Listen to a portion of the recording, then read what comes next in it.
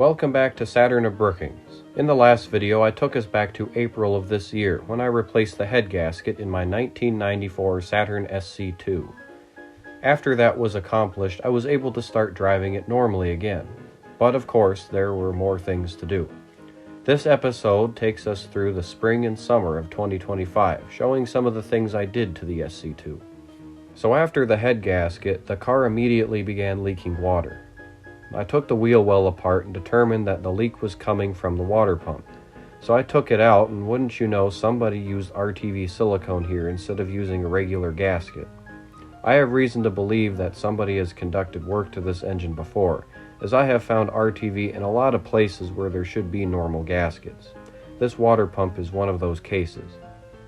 Here's what a Saturn water pump looks like if you're curious. The silicone was not actually the source of the leak. The water was seeping through the drive shaft of the pump, so as far as I'm concerned, the pump is junk. Do you remember the painted valve cover I bought from some guy in the Twin Cities last summer? Well, I also bought a whole Saturn engine from him for $25.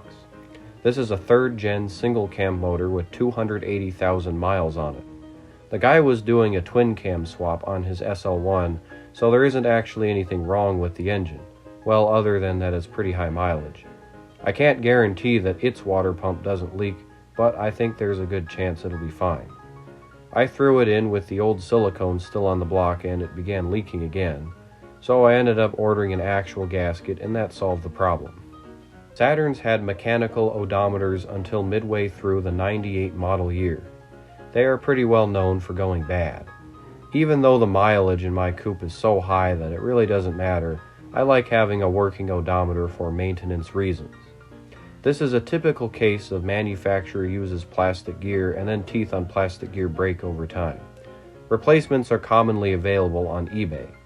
This one is also made of plastic, but I guess it has the advantage of not being 30 years old and brittle.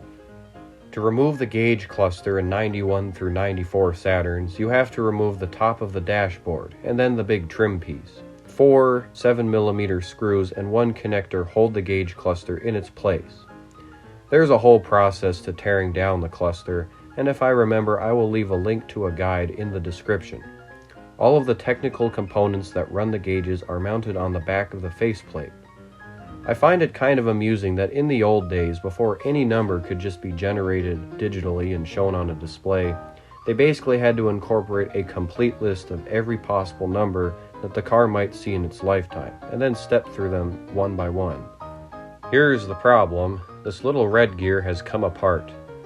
I installed the replacement and was able to manually increment the display. This is a good time to remind you kids that odometer fraud is illegal and you shouldn't be doing this stuff if you have the intention of misrepresenting the mileage of a vehicle. I put the cluster back together and tried driving it around. I got about 1/100th of a mile to turn over before it died again. One disassembly later, and I found that I failed to properly clean the debris out of the ring gear. These odometer gears are very picky about the tracks being clean. One subatomic particle in the wrong spot will throw the whole thing out of whack. During my whole ownership of this Saturn, I have never seen the odometer show anything other than 183488. It was very satisfying to see the numbers change for the first time. Now in June, I wanted to fix the air conditioning. There is a leak in one of the hoses going to the compressor, but I do not remember whether it is the suction line or the discharge line. I ordered a new suction line, as well as a new receiver dryer. The receiver dryer is hidden in the bumper on the driver's side. Of course, the bumper mounting bolts are rusted off, so I couldn't take it apart. That made the job more difficult, but I was able to access it through taking the wheel well liner out. The receiver dryer is one of those things that should be replaced every time there is service to the AC system. It has a desiccant material inside used to trap damaging moisture in the system. When air is introduced upon opening the lines for a service, the desiccant becomes as good as useless.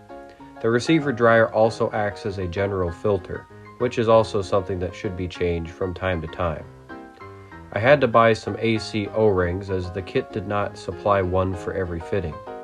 After that, I yanked the suction line out and replaced it. This is what happens when you buy the cheapest AC lines on Rock Auto. The hose is technically long enough, but little things like this are not accounted for. I'm also here to replace some of the motor mounts. The upper one, which is easily accessible, is the cause for most of the cab vibrations when it goes bad. It gets torqued to 37 foot-pounds. The old motor mount was seething with rage. The torsional struts, or dog bone mounts if you want, have less to do with vibration and more to do with smoothing out the physical movement of the engine as load changes. The driver's side mount is under the airbox and battery holder. I will replace the other side at a later time. I took the coupe to work the following Monday and charged the AC system with nitrogen. This will allow me to identify leaks without wasting Freon.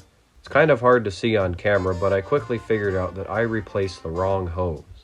It was the discharge line that had holes in it, not the suction line.